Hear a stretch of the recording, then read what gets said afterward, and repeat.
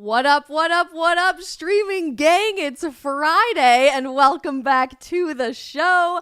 I am jazzed for today's show because we don't have any technical difficulties like we did last Friday, and our Friday friend, the one, the only, Jobob, the amazing human being that you've all come to know and love, is joining us on the stream. Before we welcome in Jobob, I want to give you guys a few reminders right at the beginning of the stream. Do me a huge favor before we react to this week's most viral presidential debate moments, and smash the like button if you are watching on whatever platform you're watching on. That could look like a little thumbs up or a little heart to get us started. Make sure you ring that notification bell so that you always know when we're going live and uploading new videos. And most importantly, especially if you guys are new to the stream, make sure you smash that follow or subscribe button wherever you're watching, on YouTube, Facebook, Rumble, or Getter. Locals, you're already part of the gang, so you don't have to worry too much about that, to help our independent stream grow. You guys know I had the incredible fortune to be in the audience this week here in Miami, Florida, at the third Republican presidential debate. It's actually the third presidential debate period of the 2024 election cycle. I was also in the audience in Milwaukee. I was not there in Los Angeles, for obvious reasons. No offense to Jobob, who's awkwardly in the waiting room of this stream, but do we really want to be in California any more than we have to? Probably not, is all I'm going to say about that. I was in the audience this week in Miami, and it was quite an interesting feeling, vibe, if you will. Different from Milwaukee, where I think the candidates were a little bit nervous about their first opportunity to share their platforms and where they were coming from their campaign. Very different from the vibe at the Reagan Library. There were some jabs that landed. There were many punches thrown at this last debate, and we have a lot to unpack. But generally speaking, I want us all to be thinking about this question in the back of our minds. Is it time for a new generation of leadership, not just in the White House? We hear a lot of that slogan from candidates as to why they should be president, but also from the general nature of politics within certain parties and in the voices that we trust to lead our movement forward. All right, y'all, without further ado, please join me in welcoming the one, the only, the flashy Jobob to the stream. Jobob, how's it going? I have a little bio under you that you can't see. It says you're a comedian, a creator, a dad, and an amazing human being. Is there anything else about you I'm forgetting? Yeah, unashamed Californian. I don't know why anyone doesn't want to come to California. It's not like you're going to be able to walk the streets without getting stabbed or step in poop. Like that. Oh, maybe that does happen a couple times, but that seems to be the case in California. But other than that, it's paradise, right? Other than that, other than the poop and the stabbings, it is paradise. You were at UCLA last night, and I saw some crazy videos on your Instagram. What happened? Nothing crazy. So I guess context, I was at a Turning Point event with Charlie Kirk, and I don't know how much I can get into the details of the ridiculousness that it is trying to do a conservative event in California, but I think, I don't know, no details, but the UC system is out to get us. I think. It is my understanding that this is the case, that they try to make it as difficult as humanly freaking possible to do anything there. Yeah, they do. I was there with our team a few days before your event last night for Turning Point. I was giving a speech at a high school, very different vibe in Modesto, California. But the team kept having to leave the room and get on phone calls because UCLA was making this so unbelievably impossible with hiring all that security that you guys had to deal with. And crazy stuff. Tell us really quick before we jump into stuff about the debate. I saw on your Instagram story this like massive protest of probably like thousands of people with regard to freeing Palestine on campus. Did you see a lot of that last night, and did that impact your event?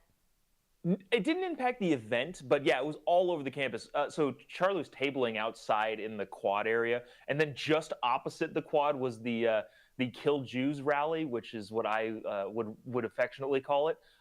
Because, they weren't shouting stuff like that, but that's effectively what they're saying, the whole Palestine, river to the sea, all of that crap. And it was funny. I got a bunch of messages. I think I've got, I don't know, at least Instagram-wise, have a decently diverse audience in terms of like how they view things. And I got a bunch of people like saying like, it's their right to do that. They're allowed to. And I was like, I'm not saying that they're not allowed to. I'm just, calling them clowns. And I think I responded to most of the message saying, yes, freedom of speech means that you can be wrong loudly. Mm-hmm. And It that's sure what I think can. was happening there. Until you start throwing punches and destroying people's lives and trying to kill them, which we talked about yesterday on the stream. So good stuff. I want to jump right into debate stuff, though, because I think people are really eager to hear what made this last week so different, in my opinion, than the last few weeks. I'm hearing most conservative commentators and people who do what we do say that nothing changed for them. This is just the same old, same old. I would have to differ with those agreements that people are mostly sharing on the right side of the aisle, because I have to say I was pretty blown away for the better and spurred towards action for the better by one person in particular. And I've said from the beginning that I am not making a decision anytime soon on who I'm voting for in this primary. I still have a very, very long time to get there. So chat, don't at me on this, okay? This is not an endorsement, this conversation, for any particular candidate. I'm still not 100% won over by any of them at this point in time. Mostly I'm just annoyed. But I was very, very surprised for the better by the debate performance of Vivek Ramaswamy this week. I think he held pretty much nothing back. I was shocked at his courage and brazenness to just come swinging out the gate in his opening statement with what he had to say. Jobob, I'm really curious, before we start reacting to some clips in particular, was there anyone that really stood out to you, or any clear key takeaway moments that felt different to you about this debate than others?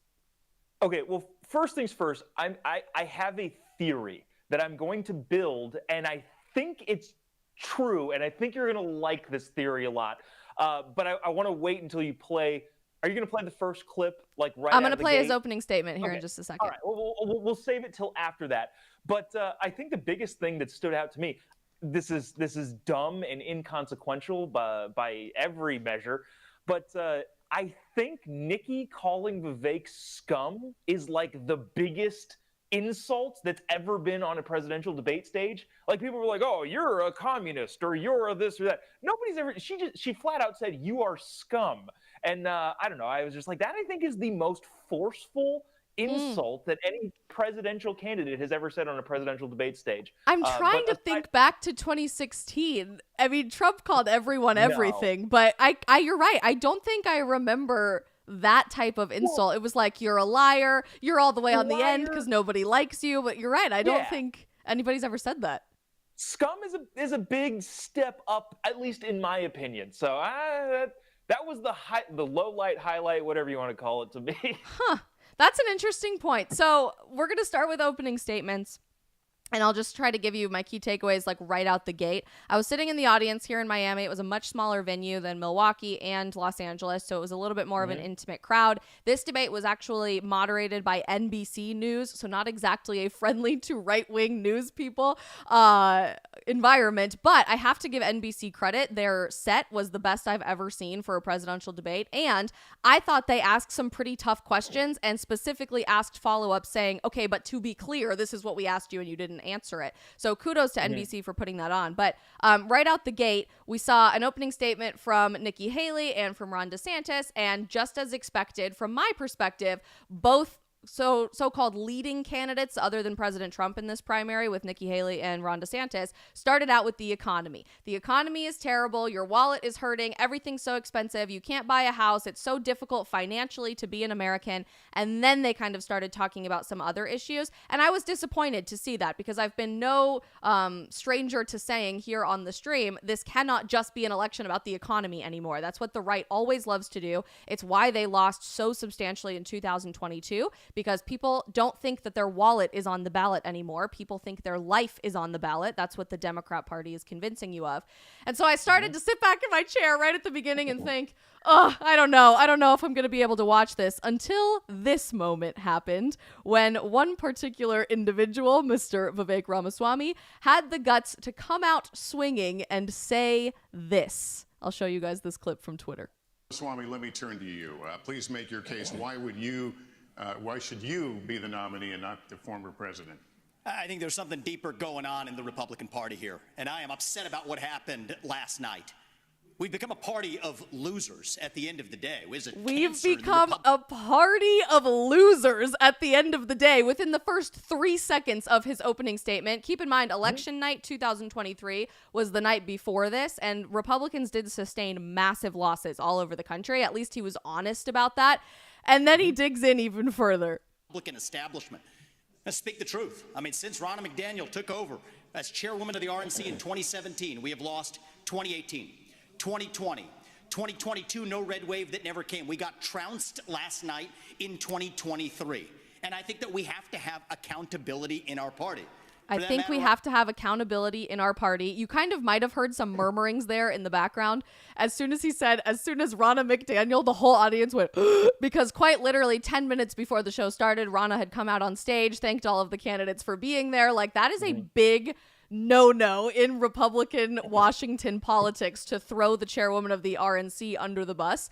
But Vivek comes forward, says Republicans have lost in 2018, in 2020, in 2022, in 2023, and we're projected to lose in 2024 if she retains the helm of the position here. A few more seconds left in this clip, Jobob, and then I'm going to pull you in. Ron, if you want to come on stage tonight, you want to look the GOP voters in the eye and tell them you resign, I will yield my time to you. And frankly, look, the people there cheering for losing in the Republican Party.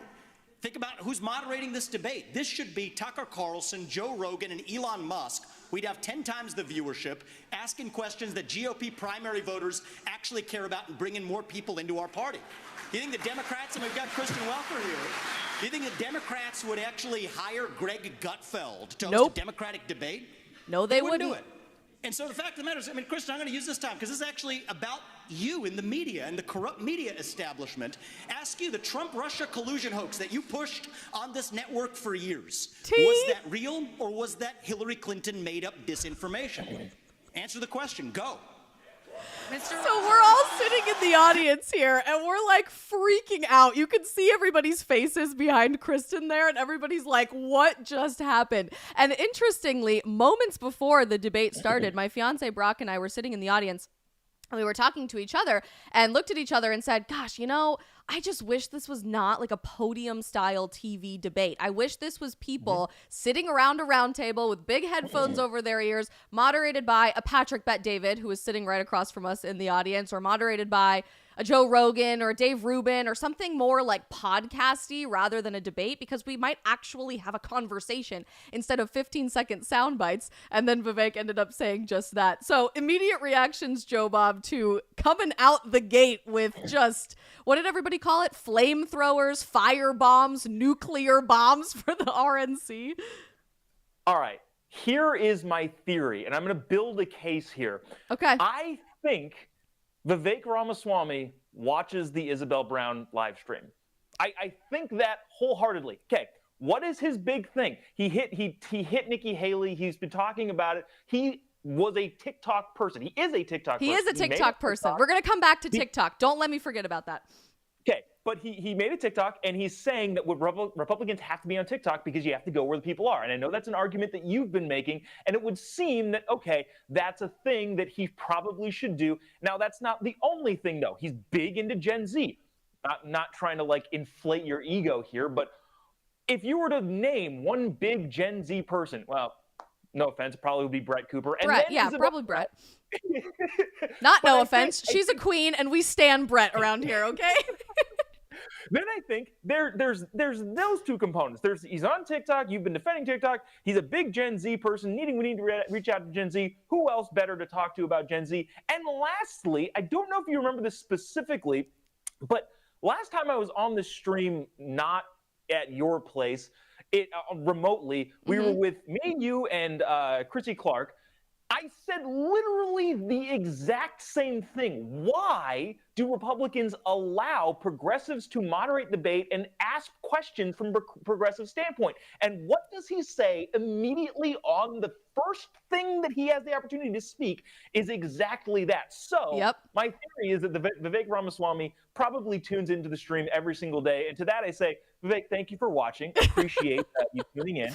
Well, that sure would make me very happy. And if I ever get the chance to ask him, I will. But I was just totally struck at the generational tone shift as soon as he started talking. Ron DeSantis is Gen X. Nikki Haley is Gen X. They're trying to talk about a new generation of leadership replacing boomers that are mostly in Republican politics there in Washington, D.C. But even between the Gen X opening statements that were, the economy is so terrible, and also blah, blah, blah, blah, blah. Your wallet is hurting so bad, and also blah, blah, blah, blah, blah.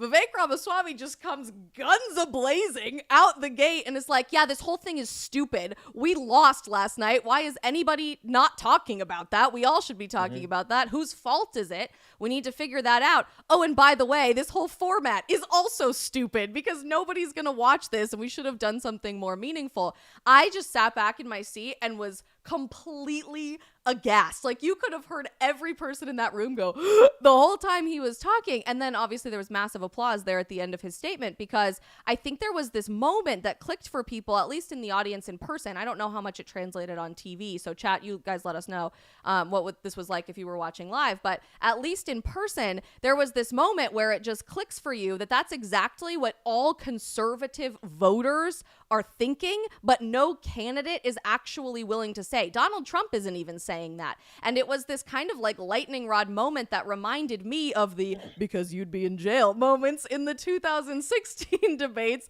and really changed the nature of the whole conversation moving forward. What do you think about Vivek? So this is me personally talking. I've also seen there are a couple things that, not a couple things, there are more than a couple things, especially like this, like his closing statement, that I really, really, really, really like from the guy. And also, I get this weird salesman feeling about him sometimes, because he kind of, there's too many instances where I've seen interviews where, like, okay, wait, you said one thing, and then literally a week later you said the complete opposite thing. And again, that's not to discount all the things that I think he's absolutely right about, but I'm curious to see if that's a good like going completely populist is like the right way of going about it. Aside from the fact that, yeah, there's several things that he says that I really, really like. Yeah, that's interesting. That was immediately my takeaway in Milwaukee. It was kind of like every other answer. I was totally hooked. And that's the last time you were on the stream, I think. I was totally hooked. And then the very next answer, I was like, why did you say that? Why did you say that? But I've seen this evolution with some of his standpoints in particular. There's one that I don't see an evolution yet. And if I ever get the chance to speak to him face to face, I pray that I will be able to change his mind. And that's the under 25 take the test to vote thing. If we can apply that to everybody, regardless of age, that everybody should take a civics test to prove that they know how our democracy works in order to vote, I'd immediately be on board. But pigeonholing 18 to 25-year-olds as somehow more stupid than all of the other generations, when those people most recently took civics classes and a third of our country is projected to not even pass the citizenship test, I think it's a little bit of a misguided policy that he's having on the campaign trail, and I would love to talk to him more at length about that. But there are many, many things I think he is right on the money of, and you're right, there are a handful of things that I think, I don't know if I 100% align with that.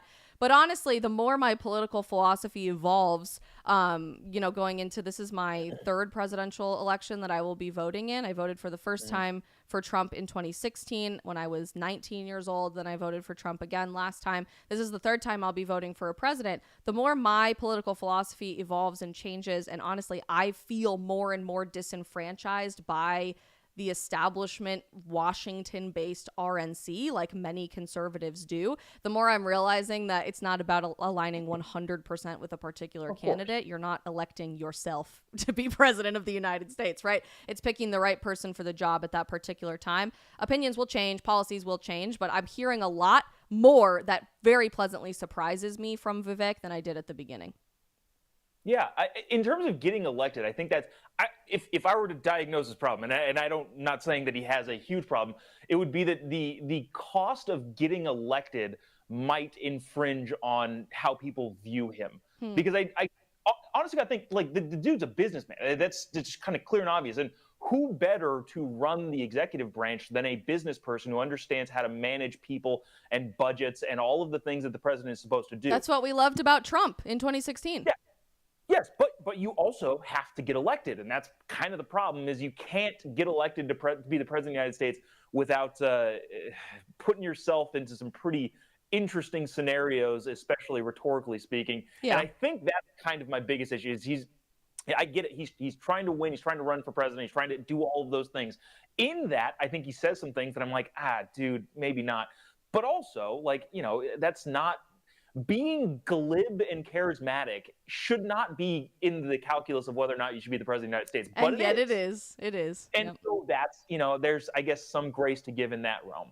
Yeah, that's an interesting thought, that it's not just about your policies, it's also about your personality. I do think a lot of things change. I think we forget this because we have such short memory spans, but a lot of things do change in people's platforms and their specific policies they're running for president on between primary season and once the primary is over, too. You'll see adoption from other people's campaigns. Things get shaken up quite a bit after primary season. So I have hope that whoever ends up being the nominee will adopt the right policies and the right attitudes for what America needs today. We'll see, I guess. I mean, anything can happen between now and next November. But let's move on a little bit in the debate. Almost instantaneously, everybody started asking the moderators about Israel and Ukraine simultaneously, which, let me just say, makes me really angry. And I'm very outspoken about this. The conflict that's happening between Hamas and really the entire terrorist connected to Iran network in the Arab world in the Middle East is a completely separate issue between the very bizarre like media proxy war situation happening in Eastern Europe. But amazingly, probably because they are the mainstream media, all of the moderators kept asking both questions simultaneously and trying to like bait and switch candidates into saying, if you support Israel, you have to support Ukraine, and if you don't, then you don't. And it just became this very confusing apparatus. Are you frustrated by seeing that in the media and in politics? And if somebody is listening to this live stream, what do you hope they take away from it? So first things first, yes, I am frustrated at seeing that because we don't need to get into the details of why they're completely separate things because I feel like that's been it litigated should be obvious. Enough. Yeah, it should be obvious, and like you can go watch past streams, I guess, if you want to hear why that is. Specifically, when asked about that, like, so yes, I think it's crazy that the media is asking it in such a way that it's all conflated. At the same time, it is interesting to hear kind of the candidates and how they will respond. I think the one thing that stuck out to me is Ron DeSantis and how not nailed down on his Ukraine policy he is. He has not given really any concrete thing. I think they asked him about it. This is just specifically, I remember for this part of the debate. They asked Ron DeSantis, like, what do you think about Ukraine? And he said, I will tell you this. No Americans will be fighting on Eastern European soil. Yep. And then went on to a different thing, which is not what the question was. He was asked, what is your overall take of sending aid, sending military supplies? And have you ever heard the phrase shooting beagles into outer space? Mm-hmm. Yeah, and that it seemed to me like that. Like, we will absolutely not be shooting beagles into outer space. And on to other news. And so while I do dislike conflating the two issues, it would be nice to nail down one of the leading candidates, and obviously all of this is irrelevant if Trump is still 30 points ahead of everybody, but it would be nice to know. And so I don't mind the question being asked, but the problem is, like you said, I hate this is the same thing. Like, all right, well, can the grown-ups talk now? Let's discuss both issues, but not as one big thing. It's interesting you say that because I did hear the conglomeration, like glumping all of it in, mostly from Chris Christie, Nikki Haley, and Tim Scott. And it was very much, we've been so supportive of the fight in Ukraine. We've continued to be so supportive. We will be so supportive. Putin is evil. Iran is evil. It's all this. They tried to like glump it all together. Let me just say out front, before I provide some of my own analysis here, it is totally possible as this conflict with Israel and Hamas continues to escalate and as Hezbollah continues to poke the bear and try to get involved from Lebanon, we're starting to see Iran take more of a leadership initiative on this issue. And I do think it is totally possible that a global conflict could come out of this that does involve Russia, Iran, China, North Korea all together versus the rest of the world. We've talked about that at length. We had Graham Allen on the stream about a week ago to talk about that, but that is not currently the case that is existing. There is no obvious link between Vladimir Putin encouraging Hamas to invade Israel that seemed to be suggested on the debate stage. I see you wanting to talk. Go ahead. Well, no, so there's also like the component of like, all right, if we're going to pretend that these two are the same thing, tell me how U.S. military personnel and bases have been attacked in the Russia conflict. Again, not saying that's not a terrible thing going on there, but 42 times U.S. military personnel has been attacked by Iranian proxies, which is a dumb way of looking at things. Yeah, this matters to U.S. military. And there are U.S. citizens still being held hostage in Gaza today that our government doesn't even want to talk about. Our president would rather go on vacation than talk about this. So they're clearly, today at least, not the same issue. Is there a total possibility that in the next few months and year that does become linked? Sure. Absolutely. And I think then it's worth talking about. But to pretend like giving blank checks to Zelensky is somehow protecting our ally, Israel, is so bizarre to me. Like, it doesn't even remotely link up. It's like you're speaking Mandarin and Spanish and trying to smash them into the same language, and it just doesn't work. So Nikki Haley, Chris Christie, and Tim Scott trying to do that really upset me. But you're right. DeSantis kind of had this like half in, half out thing with Ukraine. I am very grateful for his steadfast position on what's happening in Israel. As governor of Florida, he sent over planes to go rescue Florida citizens because the federal government refused to do it, and brought home hundreds of American citizens from being held hostage or from just being displaced because they couldn't get a flight out in the midst of this conflict that was also targeting Americans. I think we forget about that when we talk about this Hamas war against Israel. There's no coincidence they're saying death to Israel, death to America in the same sentence. So I was grateful for his position there, but he did kind of hesitate to answer on Ukraine. And surprisingly, again, out the gate, Vivek brought up a lot of great points that I think all of us are thinking, but very few people are willing to say. He kept saying pretending like we're defending democracy in Ukraine is a ridiculous standpoint that is not conservative or based in democracy at all. We're talking about a power-hungry leader who is refusing to hold democratic elections until he gets another blank check from the United States. Fact check, true. You're talking about a leader who is banning certain denominations of Christianity because they don't align with his particular political goals for the country. Fact check, true. And nobody wants to talk about that in the realm of establishment politics.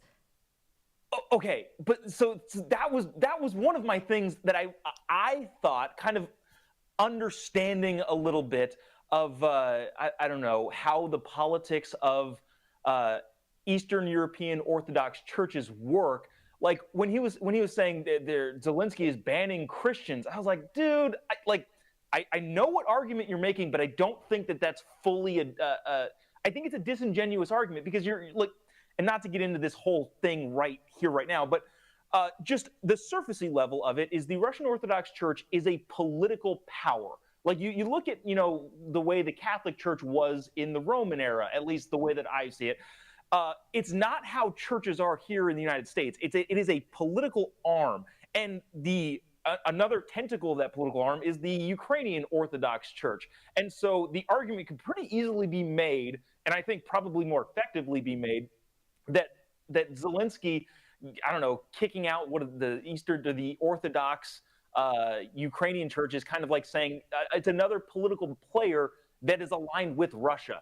In a wartime scenario, I can see that. I think it's a lot more nuanced than that. And obviously we don't have time. We don't have a ton of time to go through that today, but it is interesting to think about. The Orthodox Church has been used as a political arm for quite some time. And I do think it's a different way that we view churches in America versus how that's often been used in a geopolitical sense in Eastern Europe. So worth going into in a different stream, I think, at more detail. But regardless, you can't really make the argument that this guy is supporting freedom and liberty and democracy for individuals if he's saying you can or can't practice a specific denomination of your religion, and you can't even hold an election to re-elect me because it's just not safe yet and I need a blank check from the United States in order to do that, right? The election thing bugs me, especially in the not in context, but necessarily. Lincoln held elections during the Civil War. So if you can hold an election then, you probably can hold elections. So I can see that. And if we're sending over our top cabinet officials to just go like hang out with Zelensky, which Pete Buttigieg did this week, by the way, during the debate, they were just like hanging out in Ukraine. I'm pretty sure it's safe to hold an election for everybody else. Yeah, and also, aren't the people are the ones that are doing the war. So if they're like, hey, we don't like how this is going, we don't like the strategy that you're taking, we don't like this or that or the other thing, shouldn't it be up to them to kind of guide how this is working, especially if they're the ones fighting and dying? Yeah. And again, way more nuanced, but my thing, yeah, the election thing is like, maybe you should have an election. It just honestly feels like he's holding the United States financially hostage right now, which is kind of ironic. If you want to keep trying linking this to Israel with actual U.S. citizens being held hostage, we're more concerned with being held financially hostage by Zelensky than actually rescuing American citizens who are being held hostage by terrorists, which blows my mind. But that was an interesting area of foreign policy that I was a little bit conflicted on how most people responded. And I think we just as a country and as a conservative movement need to generate some more clear messaging on where we go forward from there, because Israel and Ukraine are not the same issue, not even remotely. Yeah. Do they have the potential to be in the future? Yeah, sure. I mean, anything is possible. The moon could come crashing into Earth at some point, theoretically. So sure, we can theoretically talk about these things, but we're just not there quite yet. Then they spun things in a foreign policy direction in a very new, interesting conversation that I was stoked about, because I've been waiting to talk about this more specifically, and that is TikTok. I'm sure you can imagine, Jobob, how I feel about most of the answers up there, but they point blank asked every single candidate of the 5 on the stage, would you ban TikTok as president? And only one said no, Vivek Ramaswamy. Every single other candidate said yes, absolutely. Jump into TikTok and tell me some of your thoughts. So you put a big long thing out, and if you didn't read that, go read that. I think it's very well crafted and very well articulated in terms of the argument that you're making. Yeah, I was pretty mad. I'm not gonna lie. Sorry for going off, everybody. No, the data thing. I agree. I don't think that matters as much as the geriatric Republicans think that it matters. Yeah, Zuckerberg and every other social media platform and Google and everybody has all of your data. Jeff Bezos they all have your data. So in terms of losing data, yeah, that's not a good argument to make. What I do think is interesting is having to wrestle with the algorithm at TikTok. I don't know if you've talked about this much, but picture this, right? China is our biggest adversary at the moment on a global scale.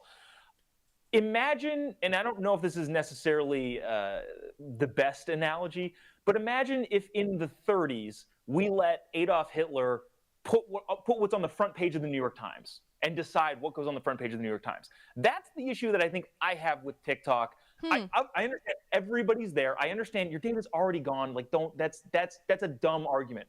But how do you figure out if China can decide what goes on the For You page, what goes on the home, what goes in your feed? That's the thing that I'm kind of like, okay, that I get that argument more than I get the data argument. That's interesting, and something I think we haven't really talked about in this debate one bit. Everybody's so focused on supposed data security that we don't really talk about the algorithms or how we might be able to more positively oversee that. When they were having the congressional hearing several months ago, that just made me want to unalive myself, if we're being completely honest. Does TikTok connect to the home Wi-Fi network? Shockingly, Congressman, yes, it does. Just...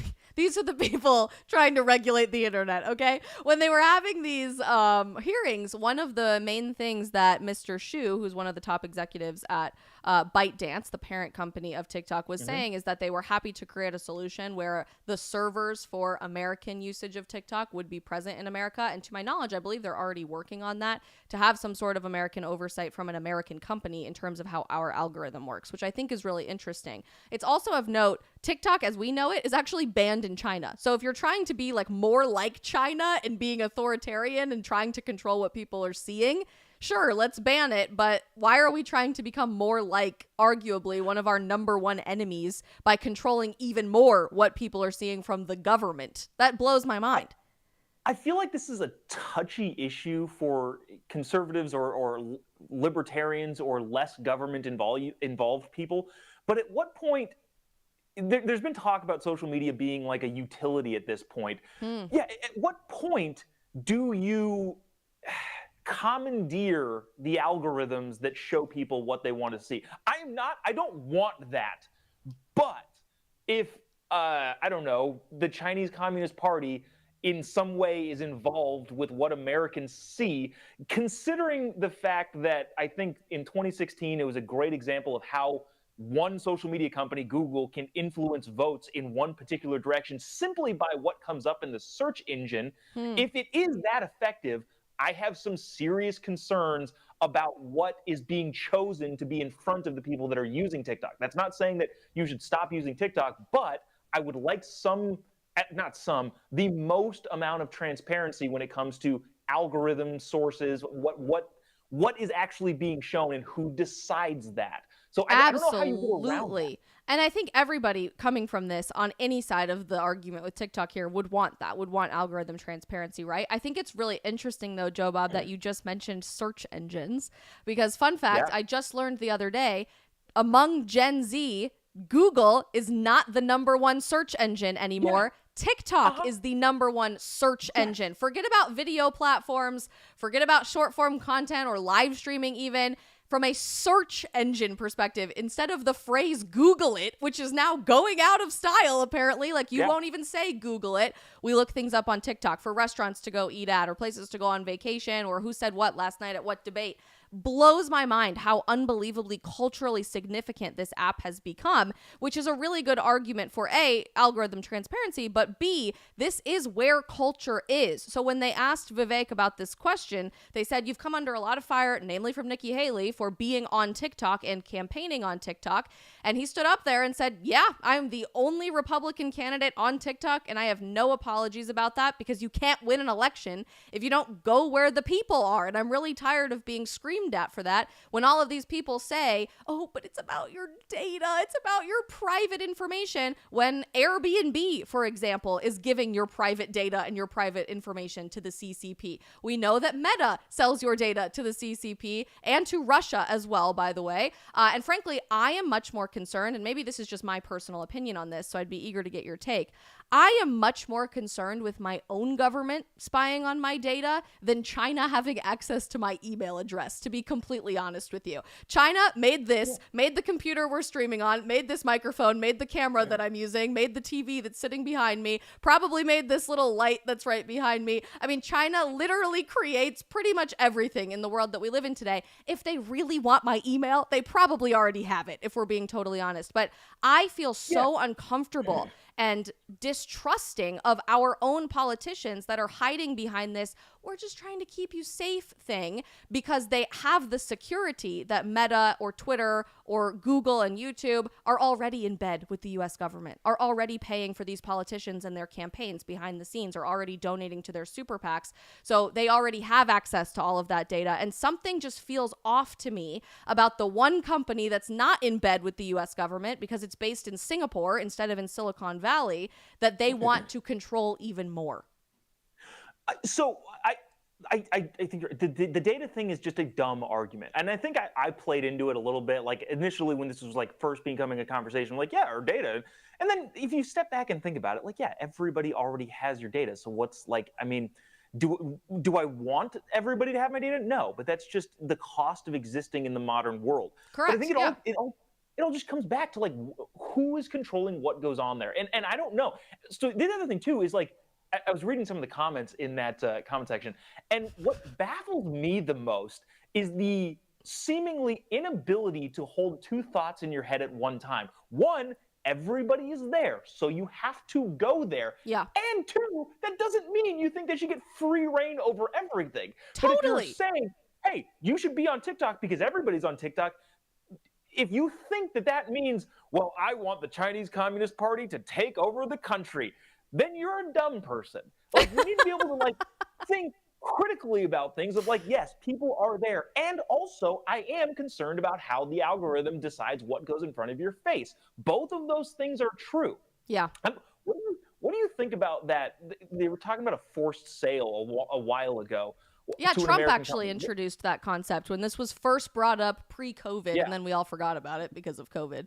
You know, I'd actually be really interested to pursue that. But again, the more I've dug into this issue, the more I'm realizing that probably part of the reason people are so invested in this is because politicians want to control everything, and they want to control you and what you're able to see. We know now on the other side of the 2020 election that it was directed by particular people in the government, namely our intelligence agencies, to Meta and to other platforms to suppress the Hunter Biden laptop story, and to Twitter, for example. So like, we know that now on the other side of things.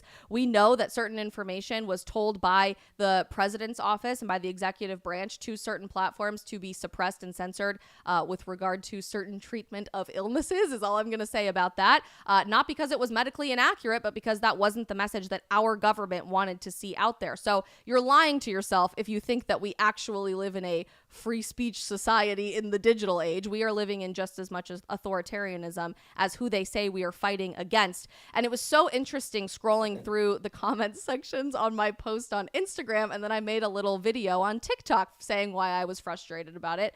And everybody on Instagram is like, you're not who I thought you were. Oh my God, this is horrible. No one should have TikTok on their phones. Meta has problems too, but at least they're subject to American law in theory. Well, newsflash, American law is what's dictating these platforms to go steal all of your data or to suppress certain content that they don't want you to see. Meanwhile, on TikTok, the comments were, actually, I'm a lot more worried about the FBI and the NSA getting my data through all of social media than China, because they probably already have it anyway. So the generational difference there, because it's mostly Gen Zers on TikTok and mostly millennials and Gen Xers on Instagram, was fascinating, because all of these people called themselves conservatives, and all of these people would probably agree with where I was coming from on everything else policy-wise, but this one issue has people just like freaking out, foaming at the mouth. And again, if you guys haven't heard us talk about TikTok before, I've done probably like 24 streams about this in the past, so please go check out how there is quite literally zero actual data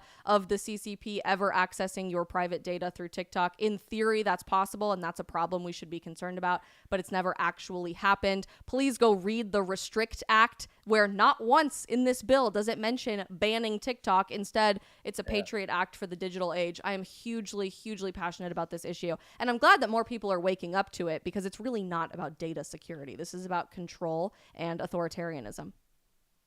Yeah, I no arguments here. I feel like I don't know how you bridge that gap. Again, keep going back to the algorithm thing. That's the only thing I'm concerned about. If Vivek is posting on Twitter, just using TikTok as an example, there are enough people on there to where the algorithm can deliver solely to those people who want to see him specifically. And there's also a possibility that somebody else, the Democratic candidate, whether it's Kamala Harris, Gavin Newsom, whoever it is, that they can send that to the entire side of the Democrat aisle who is already going to vote for them. But they can also send it to that 20% of people that is completely up in the air. That's what worries me. And so, and again, I realize that all of the platforms can do that. So I think it's a bigger, broader topic than just TikTok, but it's where the algorithms are targeted that is my problem, not only with TikTok, but really with all of the social media platforms. And I might sound like a total noob, but my understanding of open source technology is that kind of attempts to solve a lot of those issues. But obviously, the tech companies don't want that sort of thing, because then they lose power and control, which is, you said something too about the Facebook being in bed with or following the rules of the federal government. Yeah, who wrote those rules? The lobbyists that Facebook pays or Google pays to get legislation passed. Like, thank you.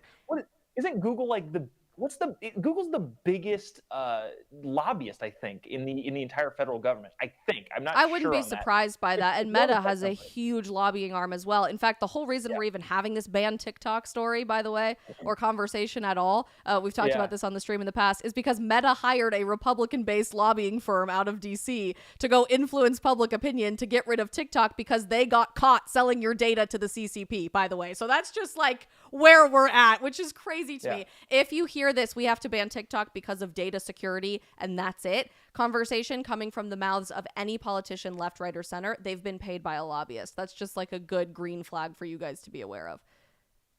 I think you should have like somebody smarter than me in the digital thing on somebody to talk about, like, what would it look like if the government said, all right, all social media has to be open source. And again, I might be using the wrong terminology, but what I mean is visible to everybody. And then people can spin from there, because they're always going to have spin, but you can have in the same way that ballots, when you're having elections, should be counted in front of poll watchers from both parties, you can at least see what the algorithm is doing and going, oh, wait a minute, 10% of this is this, and this should be sent here, and what's going on with that? And then you can have that debate in the public forum. I don't know what I'm talking about, but that would seem like the best way to do it.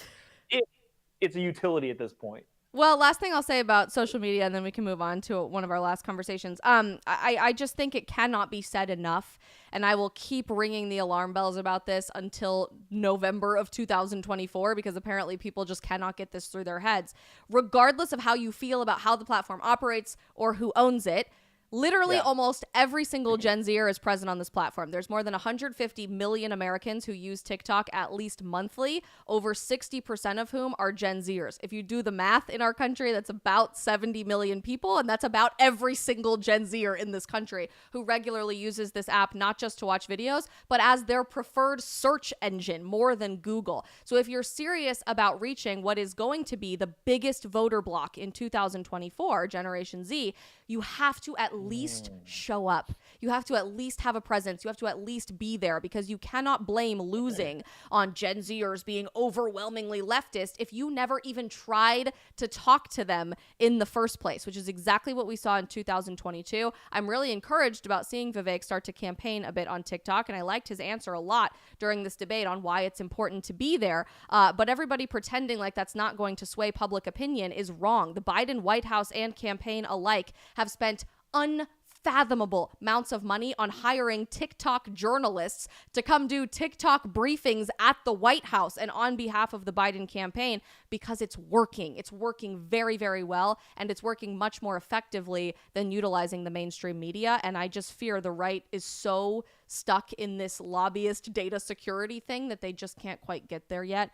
So I pray that everybody's able to come full circle. But let's switch gears in our last couple of minutes, Jobob. They kind of waited till the end to talk about this, and I wondered if that was strategic because they hoped people would lose interest by the end of the debate to talk about what happened in Ohio this week. I am devastated by the passage of Proposition 1 in Ohio. I think most sane people are and should be, because what this new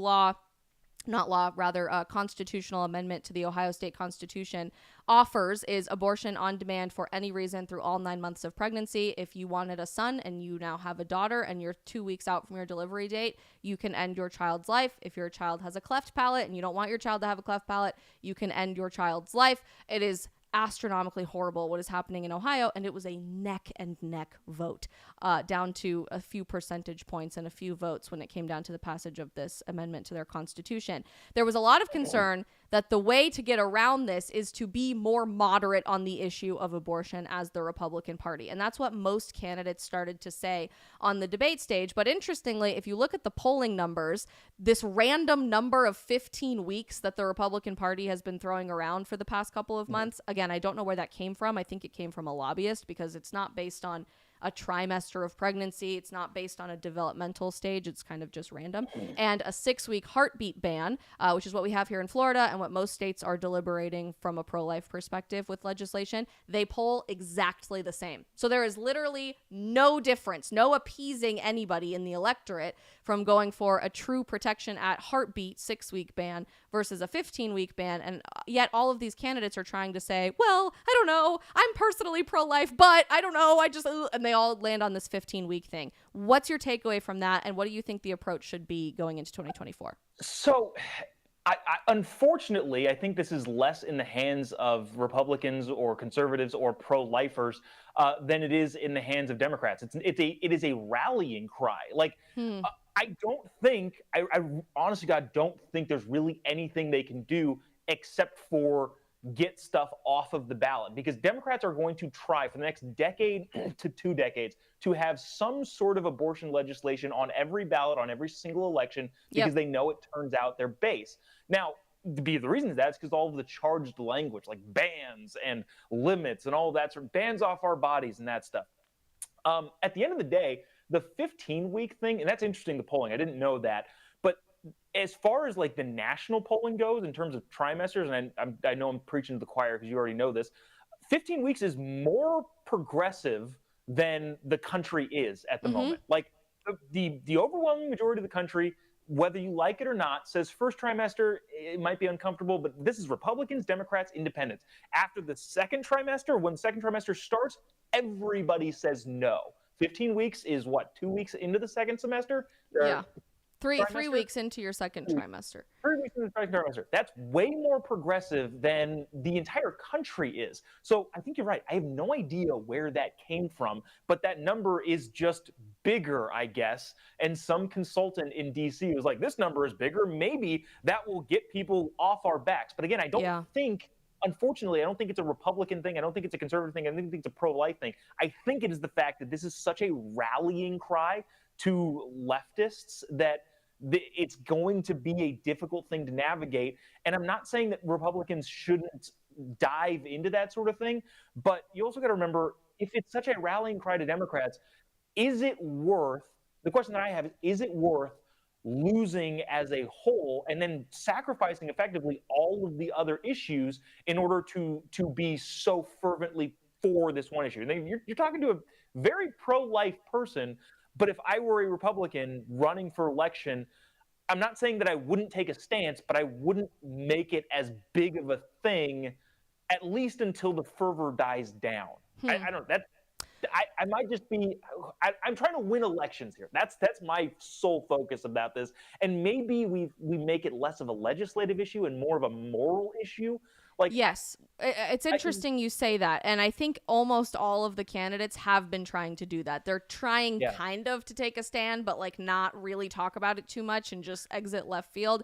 I did a whole stream earlier this week about why I think that's a huge mistake, because soon to be the next biggest voter bloc, Gen Z, and with millennials, already the biggest voter bloc, young voters, aren't interested in economic issues as our primary reason to vote. We are interested in social issues as our primary reason to vote, abortion being easily in the top 3 of what that looks like. And that, by the way, is pulled from both pro-lifers and people who call themselves pro-abortion. So like we turn out to vote on this issue overwhelmingly, and I think pretending like it's not really a thing that you care about at all is a huge mistake, but that's what they're kind of trying to do with this 15 weeks thing.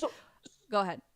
No, so I wonder if the case then is, and maybe this falls on the backs of the people that are talking about it more, is, hey, abortions are bad, don't do them, rather than this legalistic legislative thing that we kind of like have our eye on. Like, well, we need to ban at this particular day, or like everybody is turned off by that, including just everybody. Nobody responds to that well, rather than just saying, hey, abortions are bad. We don't, the legislative part, like, you know, if just in a world, I'm just thinking as a hypothetical, in a world where abortions are completely and totally banned, but they happen more often, versus a world where abortions are completely okay, but they happen less often, I would take the one where it happens less often. You know what I mean? So like in that sense, the legislative part maybe takes the back seat to the people kind of trying to explain, look, abortion is just bad and you shouldn't do it regardless of whether or not it's legal. Well, not to sound like a broken record, that's why I liked Vivek Ramaswamy's answer, shockingly, the best on this issue. I mean, I was shocked the entire debate because I'd kind of been like, everybody's making me mad at all of the other debates. And this time I just kept thinking, wow, that was a zinger. Wow, that was perfect. Wow, that's exactly what I would have wanted you to say. That was essentially his response. Every single other candidate got stuck on this 15-week thing. And I think the actual question from NBC's moderators were, if a 15-week ban passed Congress, would you sign it? So even they are repeating this weird number, which, by the way, total side note, but important statistic, more than 90% of abortions in this country happen before 15 weeks. So if you are for a 15-week ban, you're not really pro-life. I don't know where that number ever really came from, but whatever. So they asked all the candidates that question, and Vivek's answer was great. He didn't say a week. He said, I am disgusted by what happened in my home state of Ohio. It's completely unacceptable and just goes to show how much our culture values death. Similarly, I wish we had spent more time talking about adoption referrals and making that more accessible for people. I wish we had spent more time talking about healthcare and prenatal care for people. And I wish we spent a lot more time just generally generally on this issue, talking about men's responsibility in this issue, because this is not a men's rights issue. It's not a women's rights issue. This is a human rights issue. And we have a really long way to go when it comes to the moral messaging of our country if we are to actually take strong leadership on this issue and this subject. And I think it resonated with people so deeply because, truthfully, most people are not biomedical scientists, right? Most people in their mind don't think like me of like, this is the exact part where this body part is developed, or this happens in the womb, or this is this weird legalistic cutoff from past Supreme Court cases. They think about the humanity aspect. And I think when we can bring this back into the human rights issue that it is, this is the greatest human rights issue of our time. That's when you're able to stir the hearts and minds of people to actually start taking action. Yeah. And I don't remember the specific way the question is asked, but if the question was, if a 15-week abortion ban came to your desk, would you sign it? Talk about a crazy premise. Like, in what world are you going to get Republicans and Democrats, unless for some reason Republicans win 60 seats in the Senate, which I don't see happening. And if they did, I'd hope they had the balls to do something a little bit more courageous than 15 weeks. Like, okay, thank you for that. Ugh, random. So, you know, the premise overall seems to be whack. If bears flew, how would you ride them? Okay, what a ridiculous question. Anyways.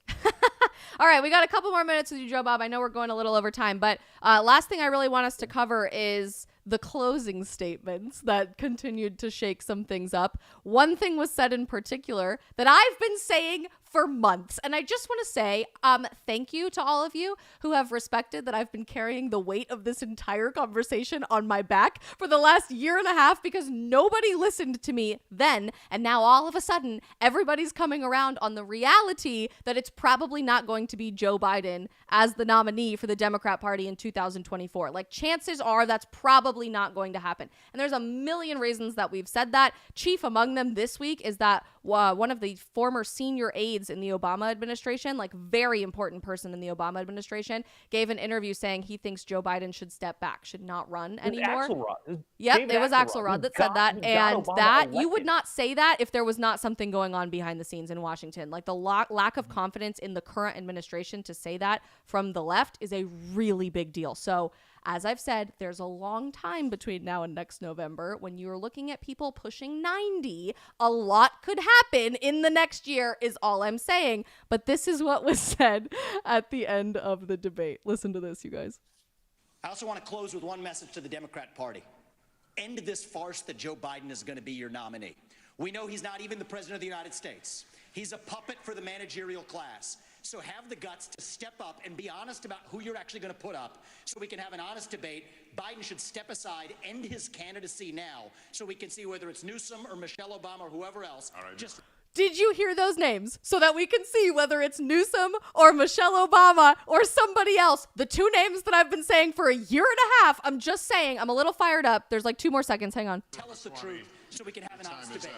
Tell us the truth so we can have an honest debate about who is actually running for president of the United States for the Democrat Party in 2024. I have said Michelle Obama or Gavin Newsom or some combination of the two are most likely to be the ticket for the DNC in 2024. It is painfully obvious to me that they are running these people for the DNC. They just sent Newsom to Israel and to China, by the way, in the last couple of weeks. Sound off, Jobob. And I also rest my case. Vivek Ramaswamy clearly 100% watches every single episode that you put out. I hate to beat a dead horse, but I think for the last, since 2020, I've been saying Gavin Newsom. Actually, no, before that, because Gavin Newsom, governor of California, do you know who in America was the most upset that Donald Trump lost the presidency in 2020? Gavin Newsom. Gavin Newsom, the governor of California, wanted Donald Trump to be the president so badly, more than anybody in the country, because he wanted to run in an open Democratic primary as the sitting governor of the most populous state in the union with a retiring or a termed out Republican president. Instead, Joe Biden won, and Gavin Newsom, who is still running, by the way, now has to tiptoe around and pretend that he's not running, but he just happens to be taking trips to China to bolster his foreign policy, and he just happens to be going to all of the swing states to see how he can help them. Like, it's hilariously dumb that people are still pretending, Gavin said he's not running. Okay, cool. And meanwhile, they're just posturing him as this very presidential figure. He talked about introducing a new constitutional amendment on the Second Amendment, 6 months ago now, and was very open about that. So there's definitely more to the story going on behind the scenes at the very least. But I totally would agree with you. They are running him for something, president or vice president in some capacity very, very soon. I've had my theories about that for a long time. Given that, and given there was a big name not on stage at the debate this week, the elephant not in the room, the last three presidential debates, what are you expecting going into 2024? Do you think it really matters who the Republican Party puts up? Assuming there is a Gavin Newsom, Michelle Obama ticket, could anybody beat that kind of ticket, or are people kind of screwed going into 2024? No, I think Michelle Obama is a different thing. I don't know how much I agree that Michelle Obama is getting in, but I can see the signs, and I don't necessarily 100% disagree. But that one's a little bit more of a toss-up to me. Gavin Newsom is 100% running. Kamala Harris is 100% running. So if those two are in there, it's going to be difficult. I feel like I get a lot of heat for this, but I think Joe Biden might be the only person that Donald Trump could very easily beat, or at least feasibly beat. He's going to have a tough time against Gavin Newsom. Gavin Newsom, California is a mess. The crime is outrageous. The debt, all of the things that are going wrong with California are terrible. But Gavin is slick. He's good at what he does, which is put himself in an elevated position, rhetorically speaking, and make himself seem holier than thou. And so because of that, I think Donald Trump's unfavorables are more than Gavin Newsom's unfavorables. And so it's going to be a difficult guy to beat. Same with Gretchen Whitmer in Michigan. Same with Kamala Harris. Yeah. I think Donald Trump beats Kamala Harris. But at the end of the day, to answer the question of whether or not it matters who the Republicans put up, yeah, it does, especially if Joe Biden doesn't run. If Joe Biden is running, this is, again, people are going to get upset at this. Joe Biden's running versus Donald Trump. I still think it's a toss-up. I think Donald Trump wins, but it's still a toss-up. If any other candidate on that stage is running, including Chris Christie, I think they will beat Joe Biden in a landslide. Wow, that's a big statement. It's just true. Like, Joe Biden will lose to literally every single other candidate up there. Maybe Donald. He might lose to Donald Trump. I don't know. But that's just the reality of how people are looking at this. People in the political space, and we've talked about this a lot, but people in the political space making predictions and trying to judge the outcome of the primaries and who's going to be the best candidate. A lot of those people don't talk to people every day. I talk to people normal people every day. People that go to our church, people that I see out in the community doing normal things. Do you know how much they're thinking about this? Literally zero. And so because of that, there are so many other variables that I think a lot of the politicos in D.C. just aren't taking into consideration. And so, yeah, I think I'll say it again, if Chris Christie somehow becomes the nominee for the Republican Party, one, you'll have to get a blanket because hell has frozen over. But two, I think he will also beat Joe Biden.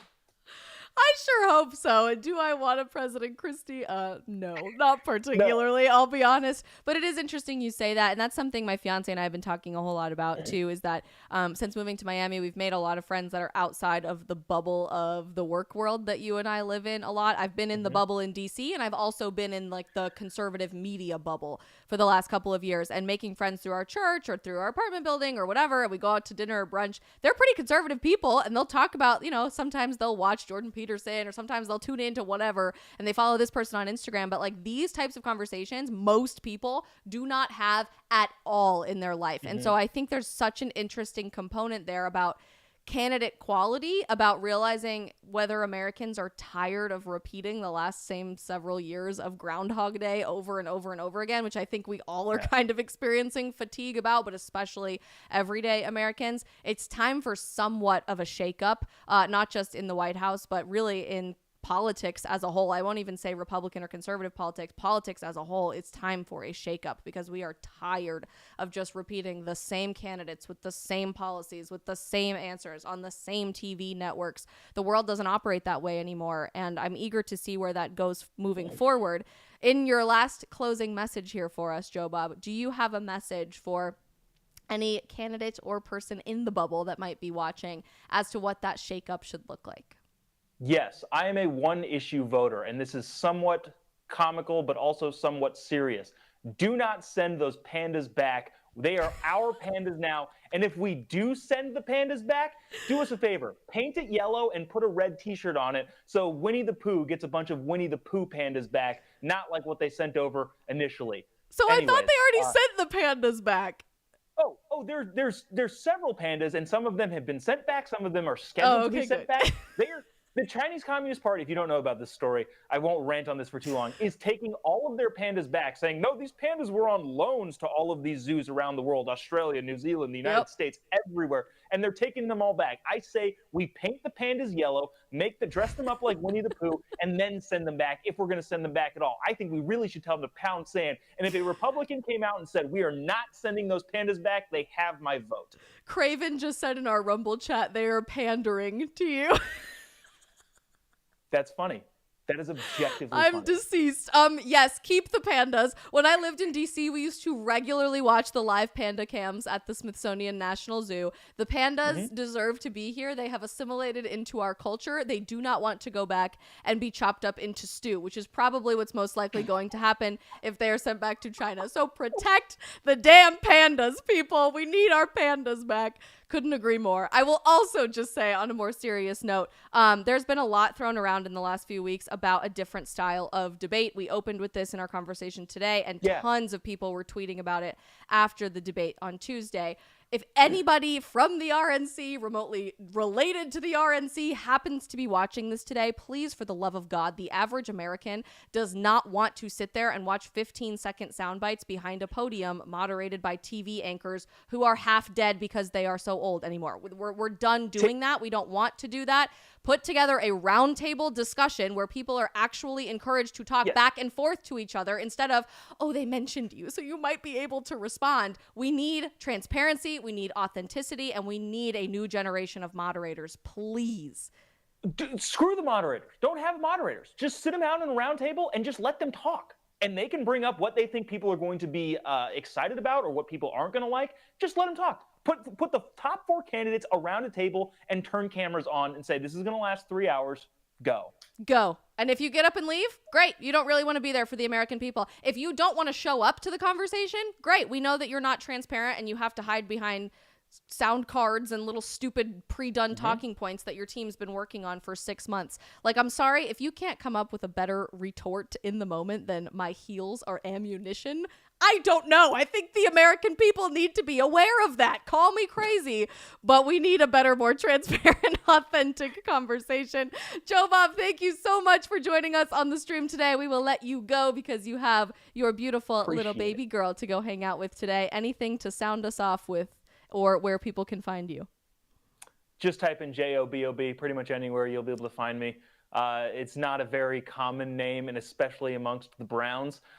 So just that's where you can find me. Let me just clarify. The Browns as in my last name, like you're part of my extended family, or the Browns visibly? Yeah, I forgot about you culturally appropriating my skin color. No, the Browns in terms of pigment. Jobob is not a common name amongst us, so it should be easy to find. Jobob pretty much anywhere. Jobob, you're so great. We will have you back on very, very soon, maybe for some fun, not to give too much away, but guest hosting in the next couple of weeks. Ooh. We love you. Go give a big hug to your daughter and your wife, and I'll see you soon. See ya. Thanks.